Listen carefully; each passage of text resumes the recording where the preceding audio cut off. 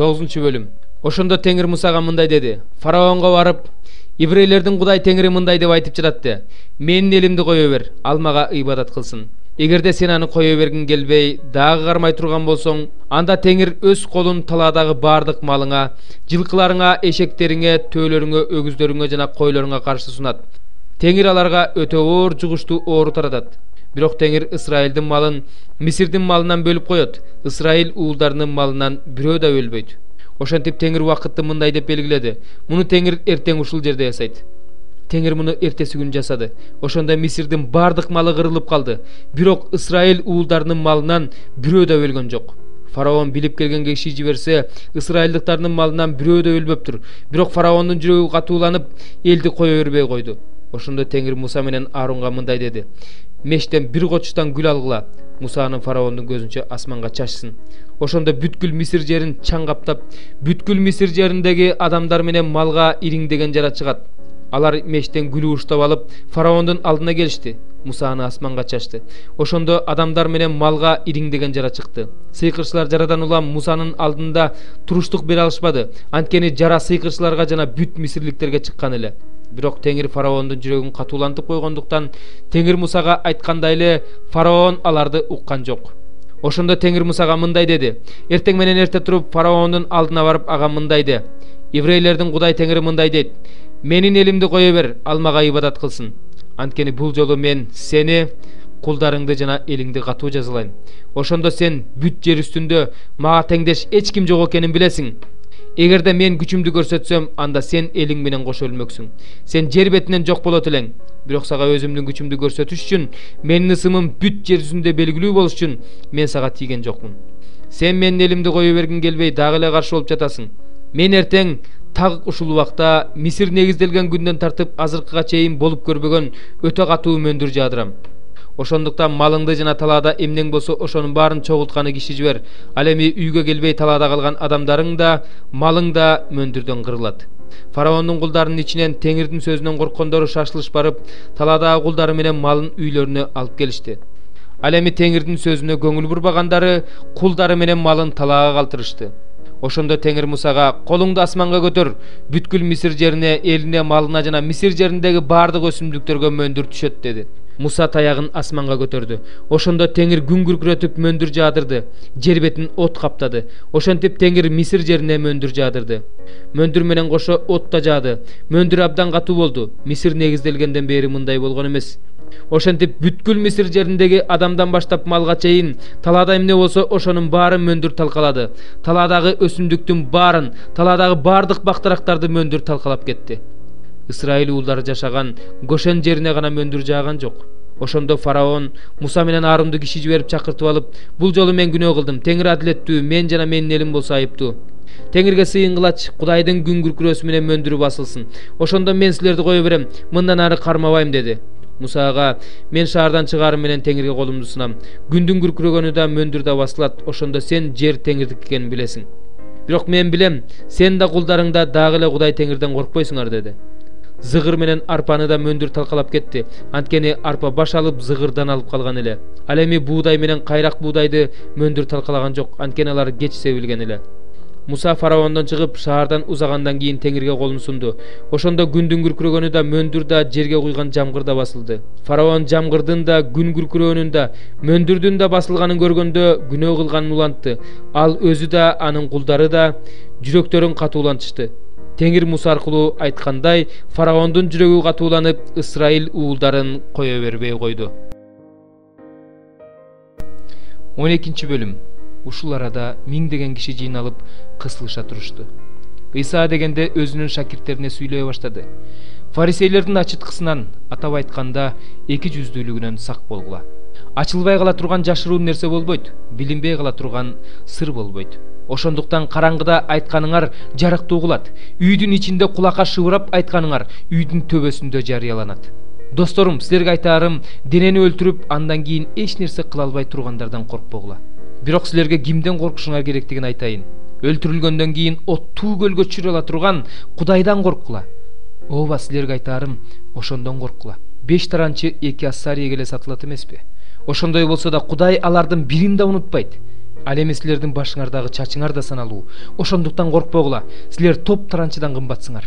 Силерге айтып коеюн, ким мени адамдардын алдында ачык тааныса, адам уулу да аны Кудайдын периштелеринин алдында ачык тааныйт. Ал эми ким адамдардын алдында менден баш тартса, Кудайдын периштелеринин алдында мен да андан баш тартам.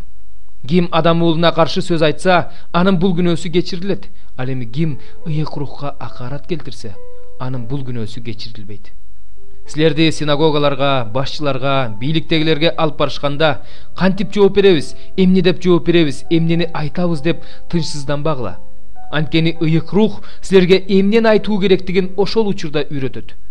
Ошондо эл ичинен бирөө Исадан: "Устат, агам айтчы, ал мурасты мени менен бөлүшсүн" деп суранды.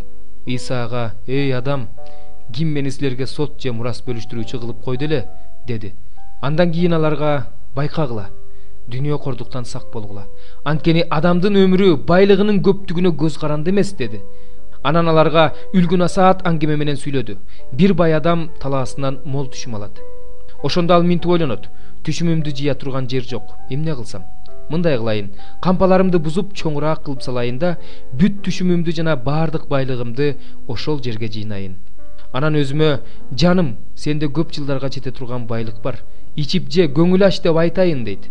Бирок Кудай ага: "Акылсыз, ушул түнү жаның алынат, ошондо сенин жыйып койгондоруң кимге калат" деп айтат. Өзү үчүн байлык жыйнаган, бирок Кудайдын байлыгы менен байыбаган адамга ушундай болот.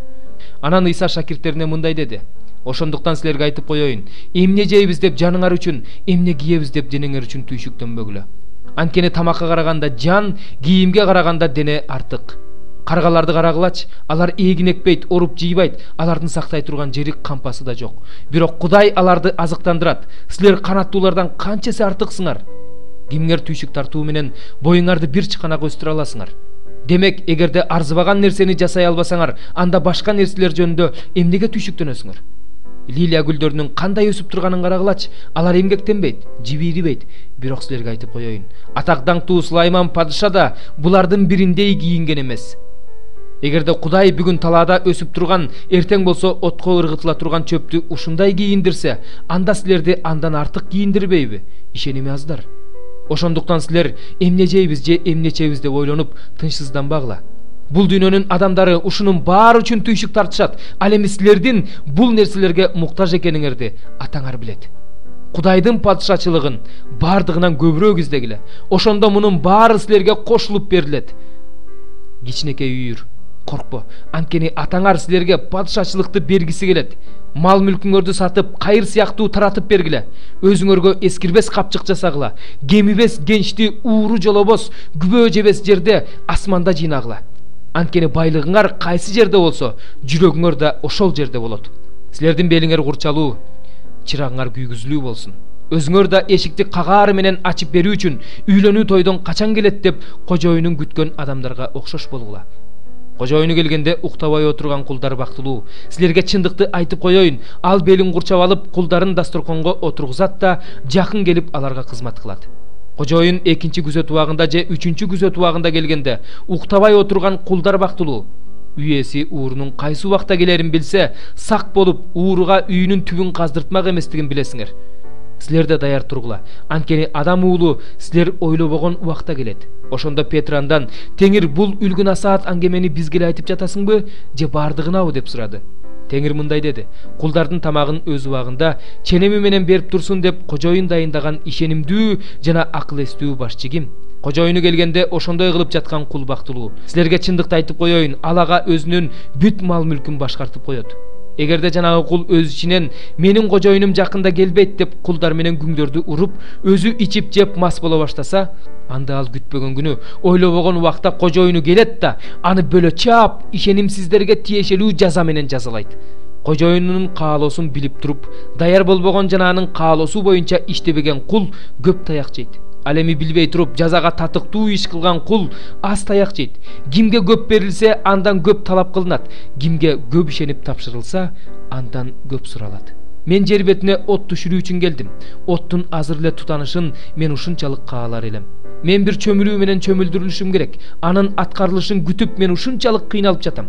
Силер мени дүйнө жүзүнө тынчтык берүү үчүн келди деп ойлойсуңарбы? Жок, силерге айтып коеюн, бөлүү үчүн келгем. Анткени мындан ары мындай болот. Бир үйдө 5 киши болсо, бөлүнүп үчөө экөөнө, экөө үчөөнө каршы чыгат. Атасы баласына, баласы атасына, энеси кызына, кызы энесине, кайненеси келинине, келини кайненесине каршы чыгат.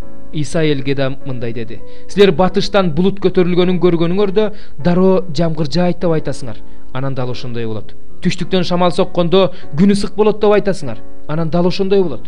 Эй эки жүздүүлөр, жер менен асманды карап аба ырайын аныктай аласыңар да, ошол убакыттын белгилерин эмнеге аныктай албайсыңар? Эмне үчүн силер эмне туура экенин өзүңөр айырмалап биле албайсыңар? Сен каршылашың менен башчыга бара жатканда, жолдо эле андан кутулууга аракет кыл.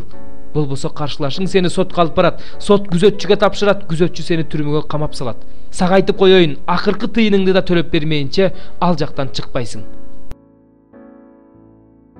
27 бөлүм. Аюп маанилүү сөздөрүн улантып мындай деди: мени акыйкаттыктан ажыраткан Кудай тирүү, жанымды кейиткен кудуреттүү Кудай тирүү. Жаным өзүмдө турганда, Кудайдын руху таноомдо турганда, менин оозум жалганды сүйлөбөйт, тилим калп айтпайт. Мен силерди адилеттүү деп эсептөөдөн алысмын. Өмүрүм өткөнчө өзүмдүн таза экендигимден танбайм. Мен өз чындыгымды бекем кармадым, эманы кое бербейм. Өмүрүм өткөнчө жүрөгүм мени жемелебейт. Душманым кара ниет адамдай болот. Мага каршы чыккан адам мыйзамсыз адамдай болот. Анткени Кудай эки жүздүү кишинин жанын сууруп алганда, ал эмнеден үмүттөнмөгүлө. Башына мүшкүл түшкөндө Кудай анын зар муңун укмак беле. Ал кудуреттүү Кудайдан сооронуч алмак беле. Ар убакта Кудайды чакырмак беле. Кудайдын колунда эмне бар экенин силерге жарыялайм. Бардыгын кармап туруучу Кудайдын колунда эмне бар экенин силерден жашырбайм. Мына силер өзүңөр да бардыгын көрдүңөр. Сөздө эле сүйлөй берүүнүн силерге эмне кереги бар?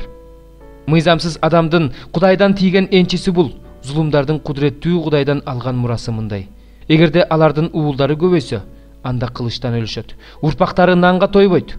Артында калгандарды өлүм көргө түшүрөт, жесирлери ыйлабайт. Ал күмүштү топурактай жийип алат, кийимди ылайдай көп даярдап алат. Даярдаганы менен анын кийимин адил адам кийет, күмүшү айыпсыз адамдын энчисине тиет. Ал өз үйүн күбө курттай курат, өз чатырын күзөтчүдөй жасап алат. Ал бай адам болуп уктайт, бирок турганда бай адам болуп турбайт. Көзүн ачса ал мурункудай эмес. Коркунучтар аны суудай каптайт, түн ичинде аны бороон учуруп кетет. Аны чыгыш шамалы көтөрүп учуруп кетет. Ал аны турган жеринен учуруп кетет. Ага жулкунуп кирет. Анын колунан ал канчалык качууга аракет кылса да, ал аны аябайт. Аны табалап кол чабышат. Анын турган ордунан ага таң калып ышкырышат. 13 бөлүм.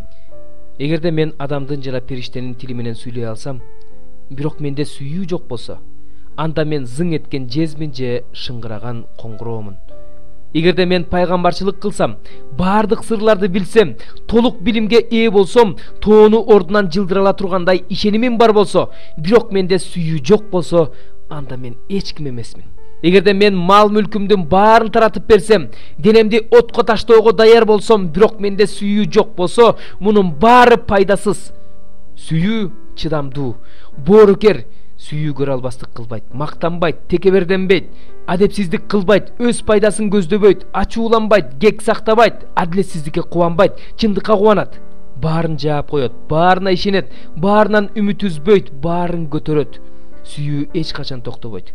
Пайгамбарчылык айтылбай калат, тилдер сүйлөнбөй калат, билимдин кереги жок болуп калат. Анткени биздин билимибиз чектелүү, пайгамбарчылыгыбыз да чектелүү.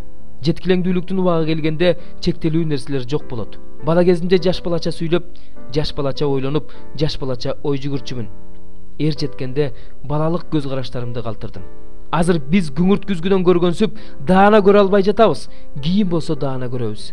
Азыр менин билимим чектелүү, Теңир мени кандай билсе кийин мен баарын ошондой билип алам. Ал эми азыр үчөө бар: ишеним, үмүт, сүйүү. Бирок сүйүү баарынан жогору.